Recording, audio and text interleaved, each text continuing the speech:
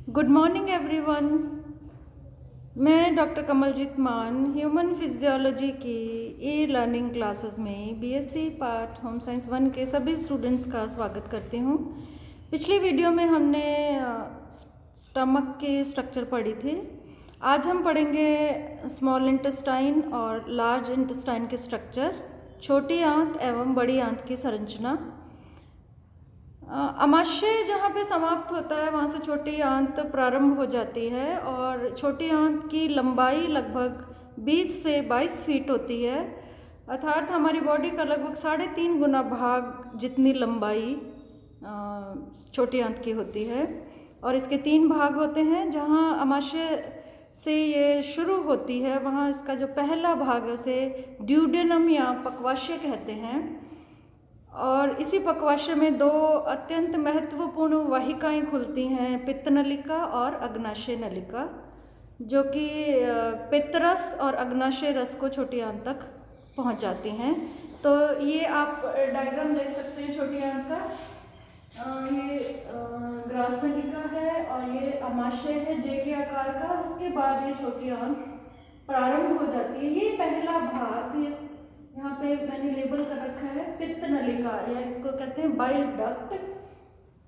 ये पहले भाग, छोटी आंत के पहले भाग में खुलती है और पित्ताशय में पित्तरस संग्रहित होता है। और जैसे ही भोजन छोटी आंत में पहुंचता है, जो पित्ताशय है वो संकुचित होता है और पित्तरस को छोटी आंत तक पहुंच जाता है। ये इधर आमाशय के नीचे आपको दिखाई दे रही है पत्ती के आकार की लीफ जैसी स्ट्रक्चर अग्नाशय, जो कि हमारे शरीर का बहुत महत्वपूर्ण ग्रंथि है।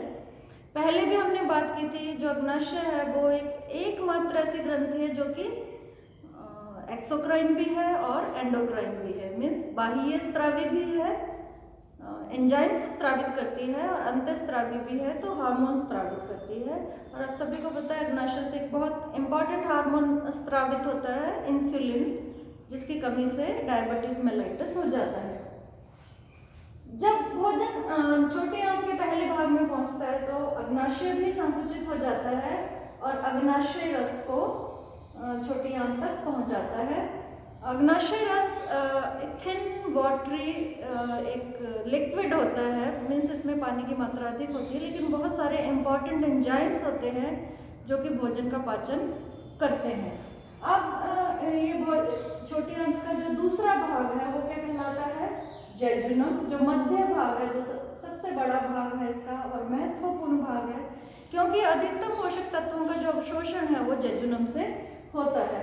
और जो सबसे अंतिम भाग है जिसके बाद बड़ी आंत शुरू हो जाती है वो क्या कहलाता है? इलियम। ये लिखा हुआ मैंने, इलियम। छोटी आंत का अंतिम भाग इलियम कहलाता है, मीन्स आंत का जो अंतिम 2/5 भाग है वो इलियम है। इसके बाद बड़ी आंत शुरू हो जाती है। और मोस्ट इंटरेस्टिंग थिंग कि हमारी जो छोटी आंत है इतनी लंबी है, एवरेज 20 फीट हम कह सकते हैं। उसका जो व्यास है वो सिर्फ 1 इंच होता है, लेकिन जो बड़ी आंत का डायामीटर है या व्यास है वो 5 इंच होता है। तो बड़ी आंत ये हम दिखाई दे रही है, पहला जो फूला हुआ भाग है बड़ी आंत का सीकम कहलाता है, जिसके साथ कि ये वर्मी फॉर्म अपेंडिक्स जुड़ा रहता है। और जब इसमें संक्रमण हो जाए, अपेंडिक्स का हमारे बॉडी में कोई काम नहीं है, लेकिन जब कभी भी इसमें संक्रमण हो जाता है तो अपेंडिसाइटिस हो जाता है। अपेंडिसाइटिस इन्फ्लामेशन के कारण होता है, जिसे हिंदी में कहते हैं शोथ। तो इन्फ्लामेशन से ये फट सकता है और आपातकालीन सर्जरी या शल्य चिकित्सा करवानी पड़ सकती है। इसके बाद जब बड़ी आंत ऊपर की ओर जाती है, ऊपरी, तो उसे कहते हैं अपवाही कॉलन या आरोही कॉलन। अगर ये क्षैतिज रूप में जाती है तो इसे अनुप्रस्थ कॉलन कहा जाता है, और जब ये नीचे की तरफ आती है इसे सिग्मोइड कॉलन कहा जाता है। उसके बाद जो फूला हुआ भाग ये दिखाई दे रहा है वो है रेक्टम या मलाशय, जिसमें कि व्यर्थ पदार्थ संग्रहित रहते हैं। और फिर उसके बाद एक निश्चित अवधि के बाद एनस से शरीर के व्यर्थ पदार्थ शरीर से उत्सर्जित हो जाते हैं। अगर हम इनकी लेयर्स देखें स्मॉल इंटेस्टाइन के, तो जैसे हमने आमाशय में पढ़ा था वैसे ही अनुप्रस्थ काट में देखें तो वैसे ही परतें दिखाई देती हैं। सबसे सेम जैसे आमाशय की लेयर्स हैं। सबसे बाहर वाली सेरोसा या पेरिटोनियम कहलाती है, जो बीच वाली है वो पेशीय स्तर है, फिर अधश्लेष्मिका और फिर श्लेष्मिका। तो जिस प्रकार से आमाशय में की जो इनर लेयर है वो श्लेष्मिक झिल्ली है, उसी प्रकार स्मॉल इंटेस्टाइन की भी जो आंतरिक लेयर है वो श्लेष्मिका है।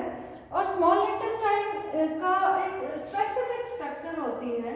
अगर हम इसका बाहरी भाग देखें और आंतरिक भाग देखें, ये इसके एक बहुत इंटरेस्टिंग स्ट्रक्चर है, क्योंकि बाहरी भाग से जो आंतरिक भाग है स्मॉल इंटेस्टाइन का 500 गुना ज़्यादा होता है, 500 टाइम्स ये ज़्यादा होता है। तो फोल्ड बन जाता है, ऐसे उंगली के समान संरचनाएं बन जाती हैं। इसलिए छोटी आंत का जो आंतरिक पृष्ठीय क्षेत्रफल है, सरफेस एरिया, वो बहुत ज़्यादा बढ़ जाता है। तो पोषक तत्वों को अवशोषण के लिए अधिक सरफेस एरिया प्राप्त होता है।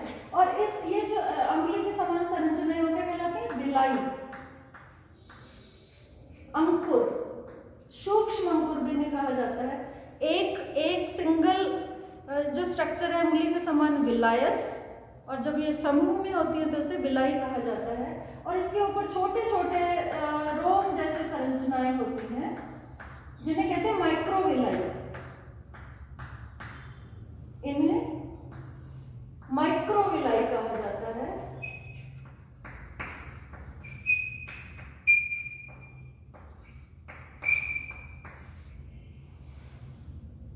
छोटी आंत में जो विलाई के ऊपर 500 से 600 हर प्रत्येक विलाई पे 500 से 600 माइक्रोविलाई जो सूक्ष्म अंकुर उपस्थित होते हैं, तो ये एक ब्रश बॉर्डर बन जाता है। जैसे टूथ ब्रश पे ब्रिसल्स होते हैं, उसी तरह से ये एक विलाई के ऊपर बहुत सारी माइक्रोविलाई होती हैं। तो एक ब्रश बॉर्डर जैसी संरचना बन जाती है, जिससे कि अवशोषण के लिए अधिक सरफेस एरिया होता है और पोषक तत्व इन सूक्ष्म अंकुरों से आसानी से अवशोषित हो जाते हैं। इसके बाद अगर हम बड़ी आंत के स्तर देखें तो सेम बड़ी आंत के स्तर होते हैं सिरोसा, मांसपेशीय स्तर, अधश्लेष्मिका और श्लेष्मिका। हमें ये क्लियर करना है कि जो बाहर वाली लेयर है वो पेरिटोनियम है, जो कि फ्लेक्सिबल होने के साथ साथ मजबूत होती है। उसके बाद जो पेशीय स्तर है, तो आमाशय में 3 प्रकार की पेशियाँ होती हैं, लेकिन छोटी आंत में 2 प्रकार की पेशियाँ होती हैं। इसीलिए छोटी आंत को इतना एक्सपेंड नहीं किया जा सकता जितना कि आमाशय को किया जा सकता है। इसमें लंबवत या अनुलंब पेशियों के साथ साथ वृत्ताकार होती है, लेकिन आमाशय में तिरछी पेशियाँ भी होती हैं। वो 3 प्रकार की पेशियों के कारण उसे विस्तारित अधिक मात्रा में किया जा सकता है। तो ये एक सिंपल सी बेसिक सी स्ट्रक्चर है स्मॉल इंटेस्टाइन और लार्ज इंटेस्टाइन की। इसके बाद हम पढ़ेंगे कार्बोहाइड्रेट, प्रोटीन्स और लिपिड्स का पाचन एवं अवशोषण। डायग्राम यही है, हमें पढ़ना है कि आमाशय से कौन कौन से एंजाइम्स निकलते हैं। जो छोटी आंत खुद एक रस स्रावित करती है, जिसे सक्कस एंटेरिकस कहते हैं, तो उसमें जो आंतीय रस है उसमें सक्कस एंटेरिकस में कौन कौन से एंजाइम्स होते हैं। जो अग्नाशय रस या पैनक्रियाटिक जूस निकल रहा है उसमें कौन कौन से एंजाइम्स होते हैं, और बाइल में कौन कौन से पदार्थ होते हैं जो कि कार्बोहाइड्रेट, लिपिड्स और प्रोटीन्स का पाचन करते हैं। तो हम डिटेल में पढ़ेंगे कार्बोहाइड्रेट्स, प्रोटीन और लिपिड्स का पाचन अगले वीडियो में। आप ये डायग्राम अच्छे से देख सकते हैं, इसका स्क्रीनशॉट ले सकते हैं। और आपको ये होमवर्क है कि आपको इसका डायग्राम, वेल लेबल डायग्राम बनाना है। Thank you.